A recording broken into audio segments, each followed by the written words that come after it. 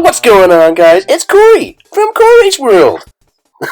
No, I'm just kidding. So, this is just a random thing I'm doing. Just recording my thoughts after trying out speedrunning for approximately 3 days, 4 days. Kind of a speedrunning marathon. Lots of time wasted, some might say, but I am here to claim it was not wasted. Essentially, I need a catchy title. 3 reasons why you should try speedrunning, okay? Because, I didn't think it would be such a great experience, but I just finished this run that you're looking at right now, and I gotta say, it felt really good. Felt really, really good. So, let's go over the reasons why, and I'll talk about the run kind of as it happens. This first part is the first trick I'm doing. It's called lactate skip, and I actually get it, but it took a lot of practice, and we'll talk about that more coming up. So first reason you should try speedrunning is it feels really, really good. And specifically what I mean is not because you feel like you're awesome and that you're really fast. It's more like you just feel like you're getting better and improving. So, second trick here, bomb clip. That took a lot of time. I probably tried that like 150 times before I got that one there.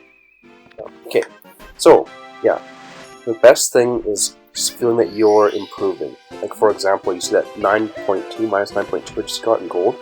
That means I just beat my best time by 9 seconds.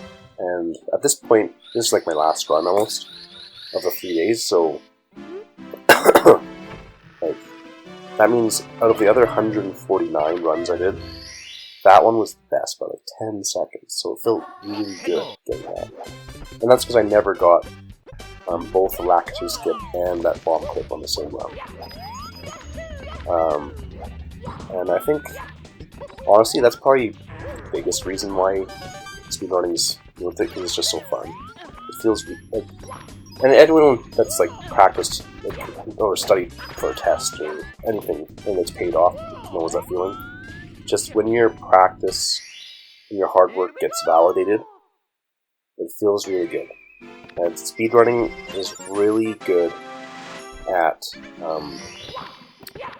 giving you very direct, clear, tangible feedback. Like, you know exactly what you did wrong, how to get better, and how well you did versus yourself, right? I think it's better than other competitive games. Like, I just play StarCraft, and a big problem with that is you're always versing someone, right? So whatever league I'm in, whatever like the MMR says how good I am, I'm always playing against someone. So I can lose to anyone if they just do some stupid strat. Or I can get completely obliterated by some guy that hasn't played in a while. His MMR is just low. So it's not really as direct feedback, and it's not a good enough sign of how much you're improving playing games like that. Speedrunning is a lot more, it's like just you improving yourself over time. And it's just a really great feeling.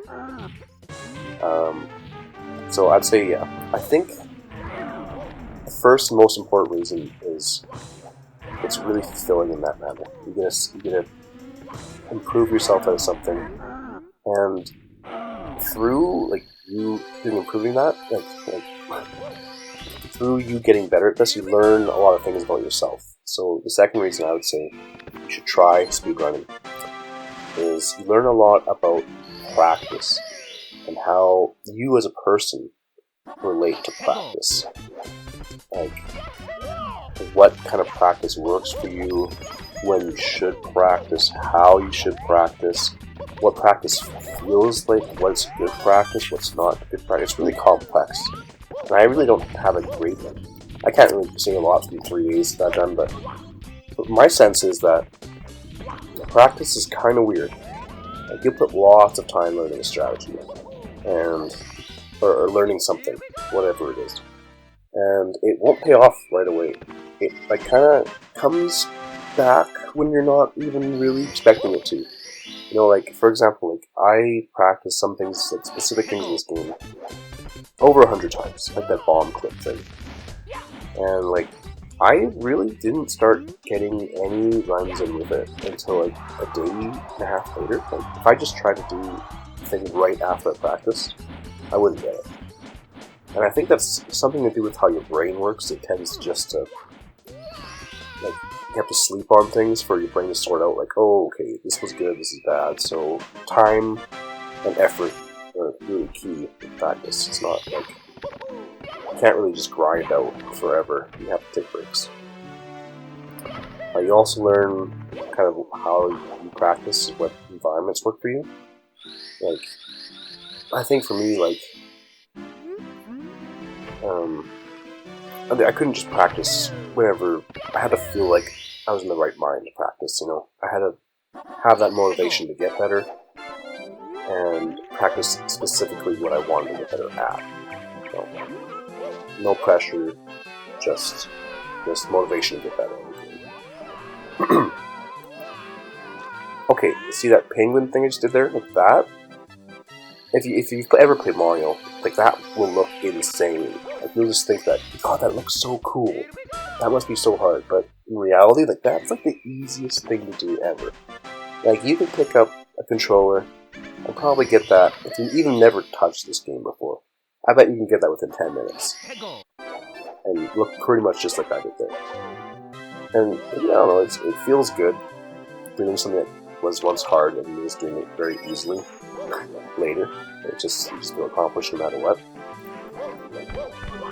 Yeah, this strategy I'm doing right now kind of leads into a third point I'm talking about. It's like you can be pretty creative with Mario 64. You can pretty much, or at least when you're starting like I am, like how you do things is really up to you. Like the way I jumped off that edge there, like I don't think that's really a strat, but I feel like for my skill set and movement I like, it's what I did. So Mario 64 is really great for if you have that kind of creative personality where you want to make your own way to do things. I would say it's good for that up to a point. Like if you want to be the best, obviously you can't do it how you want. You have to be optimal strats, but it's a trade-off. Everything's like that. I remember StarCraft. It's like the funnest parts of StarCraft is when you're a noob and you can just sit in your one base, like have a small siege tanks, and then just build battle cruisers, and then you're just waiting until you're full on battle cruisers, then you attack. You know, that's how you play. It's the funnest thing. But like once you actually start getting decent, you can't do that anymore. You know, you have to play like everyone else plays because it's what's optimal. So yeah, kind of a trade-off there. So let's see. We covered that speedrunning is really great because it feels awesome. Because you're improving yourself and you're in that feedback loop and practice, improve. It's also really great because through that loop you're learning how to practice, what practice feels like, and seeing how it pays off and like that.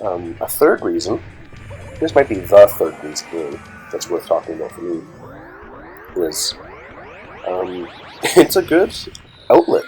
Like you're gonna experience an array of emotions when you speedrun. You kind of take it somewhat seriously. Like you'll be really frustrated. For example, like this was like one of probably 150 runs I did in these 3 days, and not all of them were completed runs, mind you. But because I think the reason I know that number is because that split program I have, XSplit or Live Split or whatever it's called, it says the number of attempts. And I think I'm at 170 or something.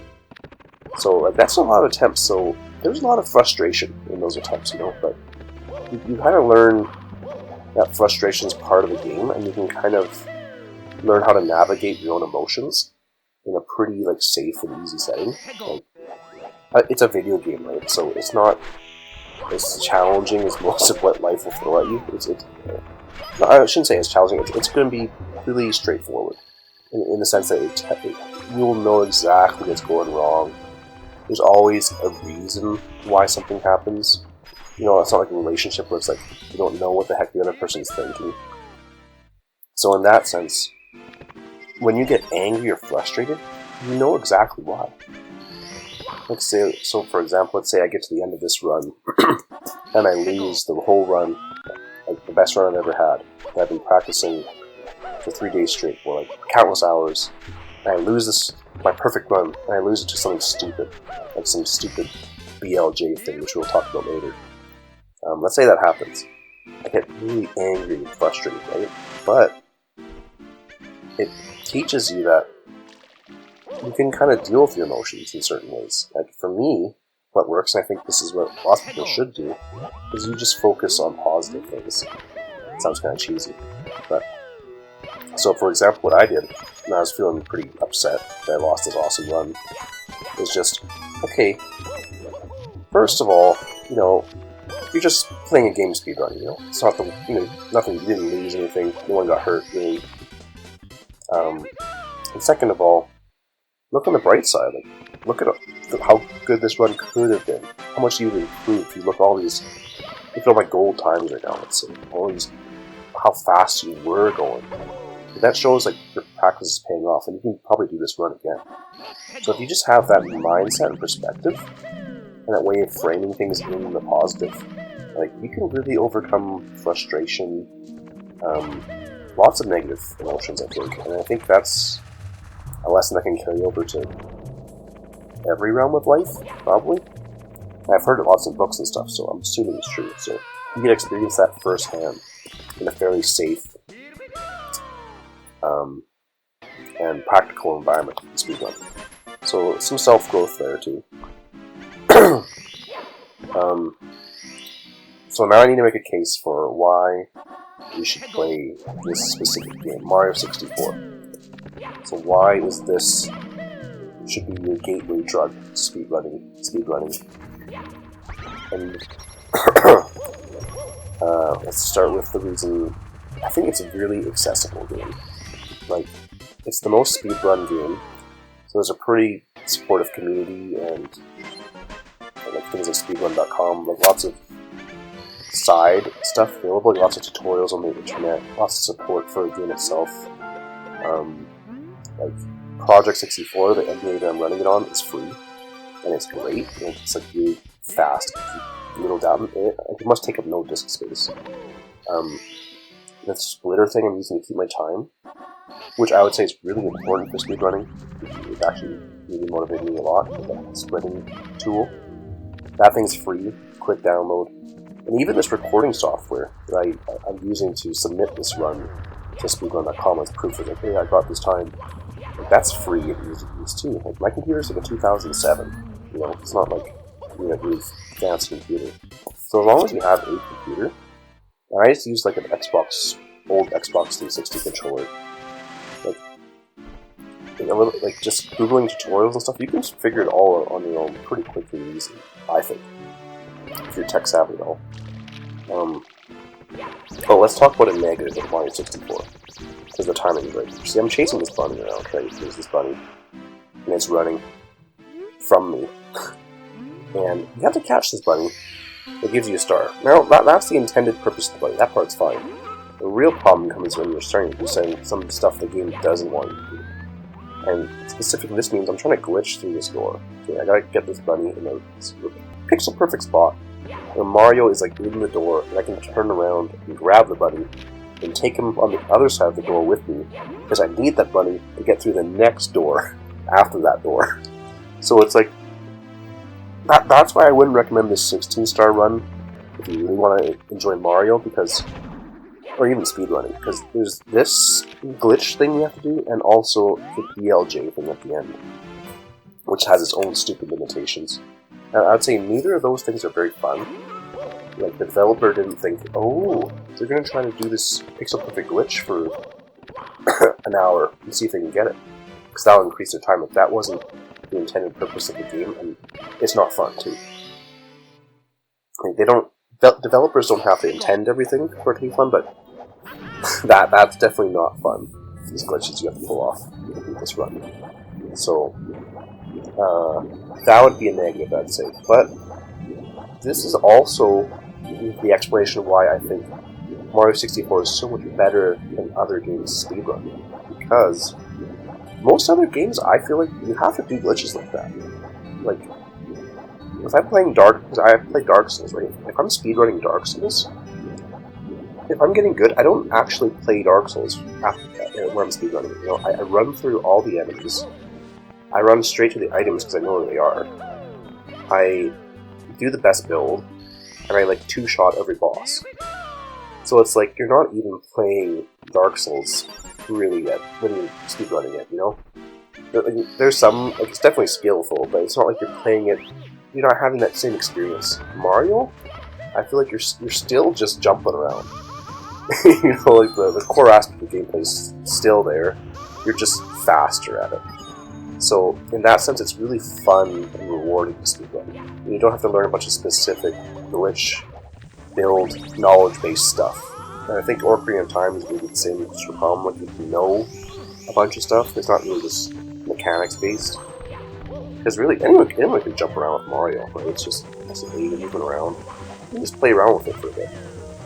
There's no, you don't have to know anything. I guess you have to like know how to use a controller and stuff. But if you played video games before, I'm assuming you have. If you're watching this, then you know it's not shouldn't be a problem. Ooh, lost a lot of time since I didn't get that much there.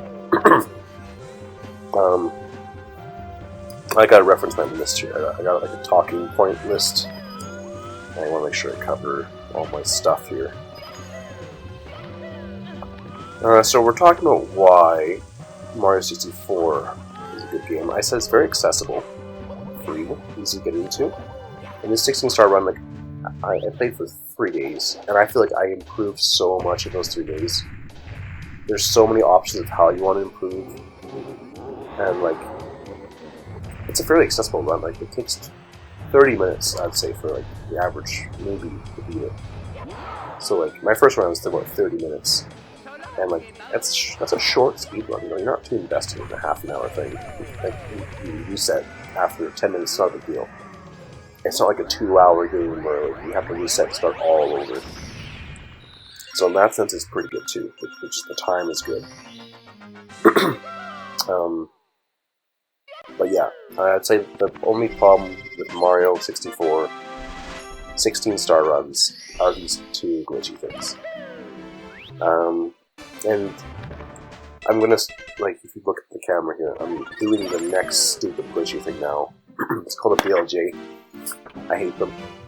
And honestly, I think it could be the ultimate wall, which stops a lot of people. That stops a lot of people from really getting into speedrunning in this category. It's because you have to learn this random strat. And it's like, pretty much you just backward long jump, you tap A as fast as you can. Or like, pretty fast.